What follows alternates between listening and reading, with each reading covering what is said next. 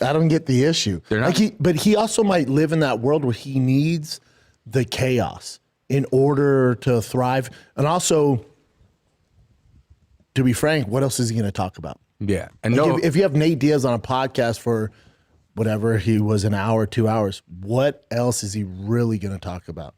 So this great content gets clips. Take him talking shit out of it, like to all these fighters.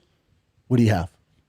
He said it perfect. He's like, Nate's fun, right? Like they're not the same stratosphere. Like no.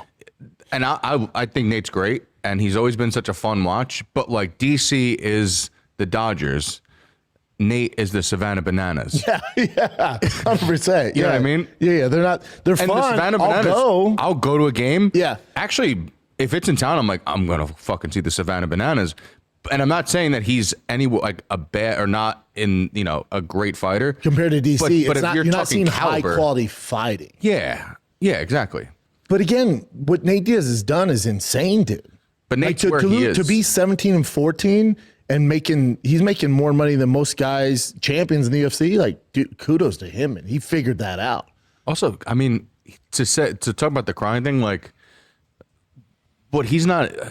People forget that, like, that rivalry up to that fight, that was a storybook ending that DC wanted, and it also was one of the most heated rivalries in MMA history. They hate each other to this day. Like, they literally fist fought at the press conference where they ended up on top of each other. Like, there's, besides a couple, maybe Conor and Khabib, like, it's in the top 3 of biggest. Easily. So there's a lot of emotions going into that. So to lose your storybook ending to the guy who you ended up fist fighting in the press conference, they were talking about spitting in each other's faces leading up to the fight. Killing each other. Yeah, it was crazy. Like, there was a lot of emotion going into that.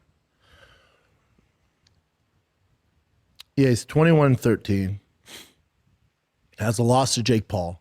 You know, again, there's no Hall of Fame for this guy, and you're talking a Hall of Famer. You know, this would be like fucking Shedeur Sanders talking shit to Tom Brady. Yeah. Anybody that knows football is like, that's how Shedeur gets clicks, man. Yeah, it's not even like comparing Mahomes to Brady. No, because they both champions. But again, he thrives in the pissing people off, and that's how he makes his money, by pissing people off and being like the badass guy. He's not going to sell these Mike Perry fights if he's going into podcasts and being like, I get that. That's why I don't fault him for any of it. Like, this is, what else are you going to do on there? It gets the views, it gets the clicks, people get excited. His particular fan base, this is what they expect. He could play the heel, you could say. Yeah. He knows how to play the heel right. Yeah, and here's my thing. I don't take any of it personal. Neither should DC, I mean, I think you do got to stick up for yourself, especially if you're DC.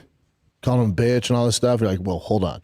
But like, I don't think Charles or Max are going to engage in this. Like, it's just Nate being Nate. No. You know, it's kind of like, it's all good. And it's working too, because hopefully people tune in the event. He makes more money than God.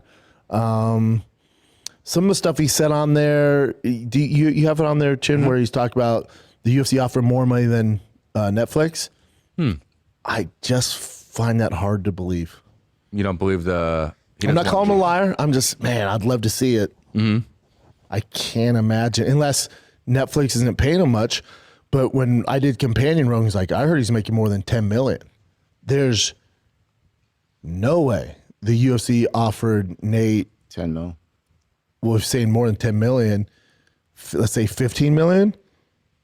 There's just there's no way. That means you're not offering John Jones that much more to fight on the white card.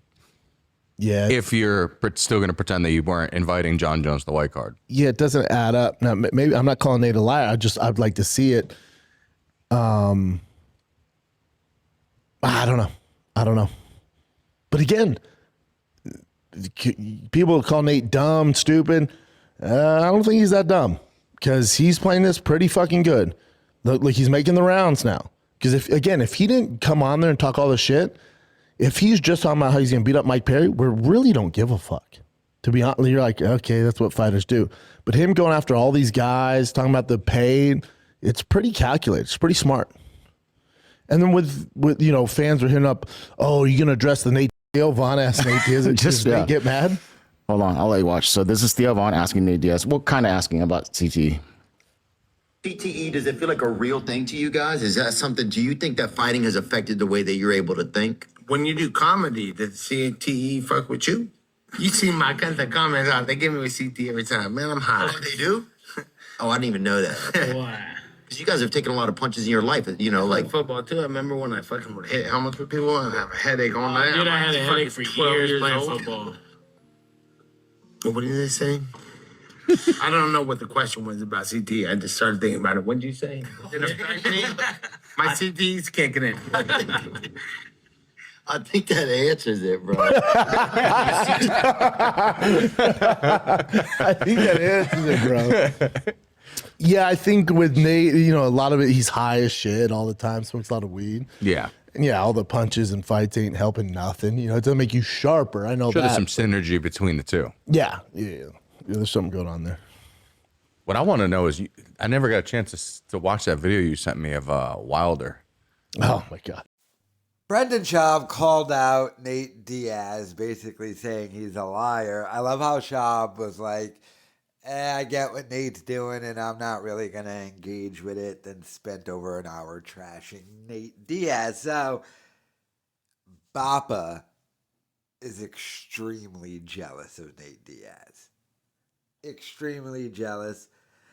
And Nate Diaz smashing Bappa infuriates Bappa to such a degree because Nate Diaz is pointing out, like, Schaub, why are you an analyst? Meaning, Nate Diaz's point was, weren't you supposed to be a comedian? Oh, yeah, you failed at that. Schaub failed. And now Schaub is the example to these UFC guys of, you know, betting on yourself. Because he bet on himself and he lost it all. This man is losing everything in multiple lawsuits for not paying rent on leases for old studios. He's selling his house and his trucks. By the way, that house is about to get lowered to under $3 million, the house he just moved into. Because the idiot didn't know about property taxes. But he's mad that Nate gets all the attention that Schaub can't get. I bet you Schaub is clamoring for someone just to ask him to fight again. And I wonder if that deal is out there. You would think that deal would be out there. Just on him being like the most hated guy on the internet. That deal would be out there. So I wonder if he's too afraid to take him. I mean, come on, people. We need to get this Schaub versus Nate Diaz fight going. Could you imagine if Schaub fought Nate Diaz and lost, by the way? Isn't he like a lot bigger than him? But, I mean, will Bappa have his addies and baddies for that fight? I don't know. And I don't think Brendan Schaub was ever particularly that good at fighting in the UFC. I mean, he did it at a time to where it really hadn't evolved yet. Like, Schaub wouldn't last 2 seconds. And to be honest, didn't he only really make it in there off of, like, a reality show? Like, the way, like, a tough enough wrestler would make it in the WWE. Like, they didn't do the real path of the way the most of the real guys made it. I don't know, but I just find this whole back and forth to be hilarious. And, you know, Bappa is heated that Theo is putting Nate in his movie and not Bappa. Oh, but Bappa should take some, you know, a little solace in the fact that, I gotta be honest, that movie looks fucking terrible. I don't know, but let me know your thoughts in the comments.